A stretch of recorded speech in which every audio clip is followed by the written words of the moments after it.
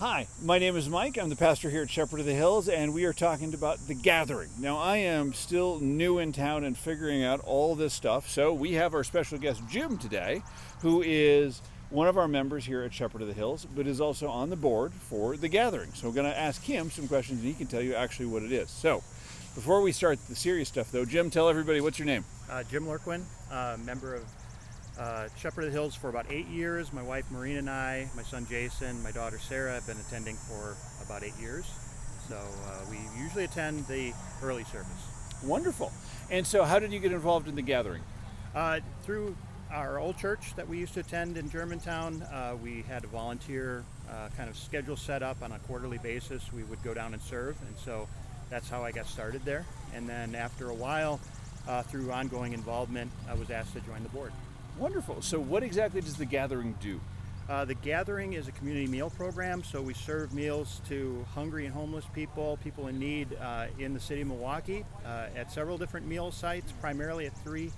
And we serve breakfast at some of the sites. We serve lunch and dinner at some as well. And so we serve between 80 and 100,000 meals a year. Wow, that is a lot of food. It's a lot of food. So, what do these meals consist of? Well, it's a variety of things. So our breakfast program obviously is a lot of breakfast items. We get donations from various sources. We get leftover stuff from McDonald's, but we also cook, prepared meals. We do a lot of eggs and things like that. But we also serve at the breakfast program a lot of leftovers from other meal programs. Our cooks are very creative. Our Saturday lunch program, a lot of great stuff. A variety of hot prepared meals. It's one of the unique things about the gathering is that while there are a lot of sources for food for people in need, getting hot prepared meals is a real challenge. And so that's a unique thing that we provide. So, what are some of your favorite memories of serving at the gathering? I don't know that I have a favorite memory. I've got several. I mean, seeing my kids be a part of that since they were little. I grew up in the suburbs, very sheltered from the needs of people in the inner city who, are challenged, with mental illness or financial struggles or homelessness.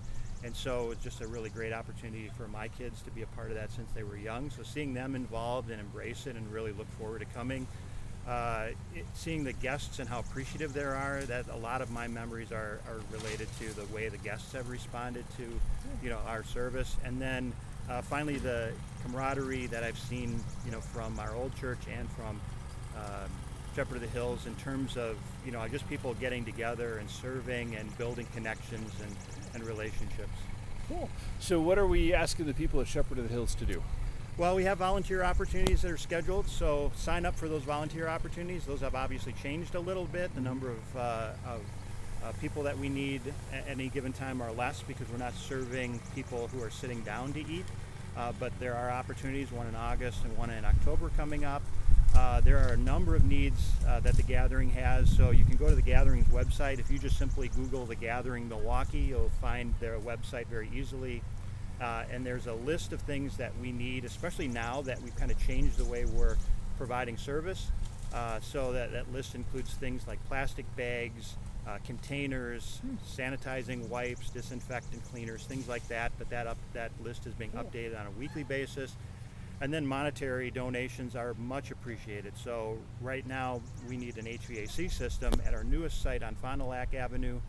We share a space with Running Rebels down there, another community nonprofit. And we need an HVAC system in order to be compliant because our food is right now being stored in an area that is just a little too warm. Ooh, that's not good. No. That's not good at all. Interesting. And so when we send out stuff, we'll make sure we have the links in the mass emails and everything else that we do so we can sign up. So there should be a link easily accessible for you. So is there anything else you want to share with us this morning that we should know? Just that if you haven't had a chance to get involved and volunteer, please do. I think you'll be rewarded in a number of different ways. It's incredibly feels good and it's rewarding to serve people. It's great to be in community with people who are serving other people, and you just see how much it's appreciated. And it's part of what we need to do in terms of loving our neighbor. It's what God calls us to do, and it's a great opportunity to do that right here, in our own community. Wonderful. It's been great. I'm so excited we can do this. One of the things that we always say is even though the forms change, we keep doing the ministry and we continue to feed the hungry and care for the poor, even though we're in the middle of this crisis. So keep an eye on your emails, keep an eye on all the usual channels. We would love to have you sign up and continue this ministry. Thank you again for your time.